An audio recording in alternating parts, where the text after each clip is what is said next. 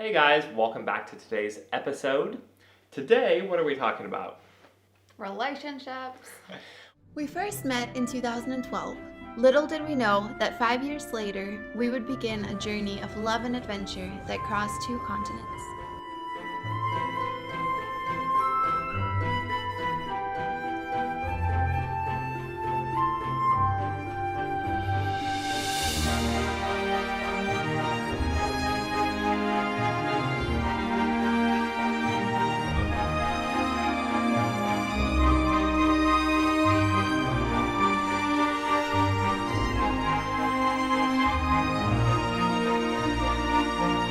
Now we're married and living in the Westfjords of Iceland. We are Seth and Agnes. We're going to talk about 3 things that are essential to a healthy relationship. And that doesn't mean that there's not a ton of other things that are important. Yeah, these are just the 3 important things that we thought of today to talk about. Yeah. 3 that we have found to be most important in our relationship. Hit us with one. So the first one is honesty. Honesty in a relationship is super important. You need that honesty and that trust in order to continue building a relationship. You have to have that clear relationship to where you know that you can trust each other, because trust is important. Without trust, you don't have a relationship. Yeah. There's also like a super fine line between honest and helpful. Like, you're not going to go and blurt out everything that's on your mind, because that's not helpful. Like, yeah, that's really honest, but your partner might not appreciate that. And so, like, when we're on a walk, we're not gonna blurt out like anyone we find attractive, or like every little thing we find annoying about each other. Like, that, sure, that's really honest, but we need to also search within and be like, is this something I struggle with? You know, if you're looking at girls on Instagram or watching porn, like, yeah, it's going to hurt, but it's going to be helpful. You need to talk about it. So that would be honest and helpful to talk about. Mm-hmm. So there's that fine balance. You can't just like, oh, I need to be 100% honest with my partner all the time. No, there's either personal growth that you're working on, or there's men's group or women's group that you can confide in, accountability partners. But if it's something big or something that you realize is a problem, then you need to be honest with your partner about it. Yeah. But I mean, the goal is to be 100% honest, like transparent, and only very few times do you find the scale on, oh, it's not helpful to tell that. Yeah. But always be honest if you are asked a question. Yeah. Like, we have an honesty policy that if I ever ask him something, then he has to be 100% honest with me, and vice versa. You know, like, you have to be honest, don't lie, and don't, like, avoid the topic. But also don't blurt out everything you're thinking, because we also need to realize that sometimes thoughts come into our minds and we're able to dismiss them, like, right away. And it's like, okay, well, then it's not a big deal. Yeah. The sun is coming through. Well, no, it came through and then it went away. Yeah. And it really... We are trying our best with natural lighting.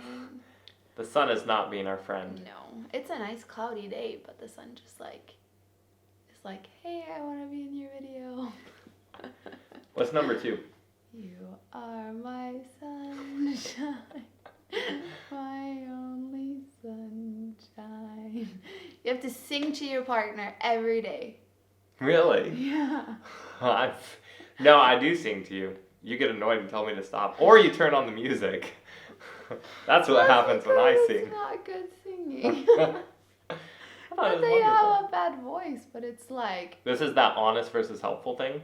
He asked me a question. I answered. True. Did you ask me a question? No, you just... I just said I sing. No, and you turn the music on and you tell me to stop. Yeah, I try to be nice. You sometimes sing to get a reaction. That's what it is. True. So, point number 2. Dos. You are a team, so act like it. You are supposed to be working together, not against each other. and just like any team, soccer team, baseball team, like you support each other, you cheer each other on, but you also help each other in a way that, hey, like maybe try holding your bat this way, or maybe try kicking the ball this way. And that's what you need to do in relationships too, is be encourage each other and support each other, but also help each other grow. Yeah. Yeah. And I think it also goes back to what we were talking about last week with finances. No matter who's making the money, we view it as a team. Mm-hmm. And if we're going to spend something, we always ask the other person. And, oh, the sun's coming back. Here comes the sun. Da-da-da-da. But yeah, you're a team, and so you're working together. And I know a lot of people, I've talked to a lot of people who are just like, oh, those relationships where they're like, oh, let me talk to my boyfriend, or let me talk to my girlfriend, or let me talk to my husband or wife. They're like, it just, are you your own person? Like, can you not make your own decision?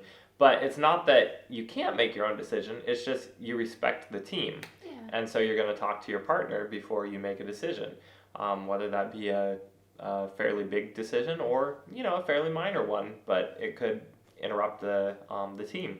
And so just having that open communication. Mm-hmm. Yeah, which also shows respect. Like, hey, I honor your opinion on this. The third point is also one of the most important things, and that's communication. So honesty, being a team, and then keeping that communication kind of ties them both together. Mm-hmm. Sometimes it's really hard to communicate. Sometimes it's harder than others, especially if you have a disagreement or you don't see eye to eye on something. And something that I was talking to a friend about it, and it kind of came up, something that we've kind of practiced. That whole thing about don't go to bed angry. Well, sometimes if it's getting late and you're still in disagreement, sometimes it can be helpful to table that argument and bring it into the next day. And kind of finish your discussion and come to an agreeable resolution. However, that doesn't mean you have to go to bed angry. Like, no. You can look at it, problems are not between you, problems are around you. And so when you're facing a disagreement, you need to not look at, like, I can't look at Agnes as the problem if she disagrees with me. I just have to look at it as she has a different perspective, and we have to kind of align our perspectives. And sometimes that can take very lengthy conversations. Sometimes that can take shorter conversations. But either way, if you haven't resolved it, you can still go to bed. You can still love each other. You can still, have those, not harbor those feelings of resentment towards one another. Yeah. And so I guess just like listening to you, I guess I just always thought about don't go to bed angry as you have to resolve everything before you go to bed.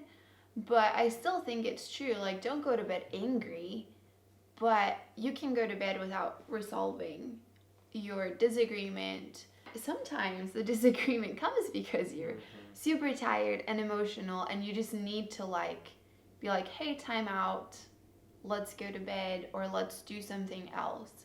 And I think you should be able to take a time out on conversations, but then come back to them. Like, always come back and finish the conversation.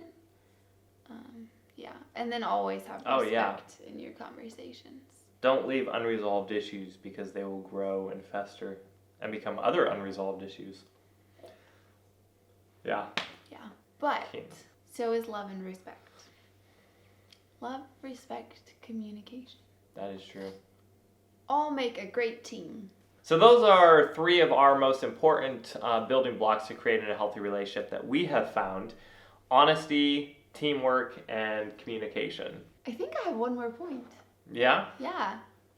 I just thought of that. What is it? Number 4. Do not call your wife or girlfriend a heifer. I'm sorry. I'm guilty. If you get that biblical reference and you know who said that, let us know in the comments below. Hint, it wasn't me. It was a biblical character. Yeah, it's in the Bible. We're reading it in the Bible, and Agnes is like, what? But anyway, yeah, let us know in the comments. They didn't have a good marriage.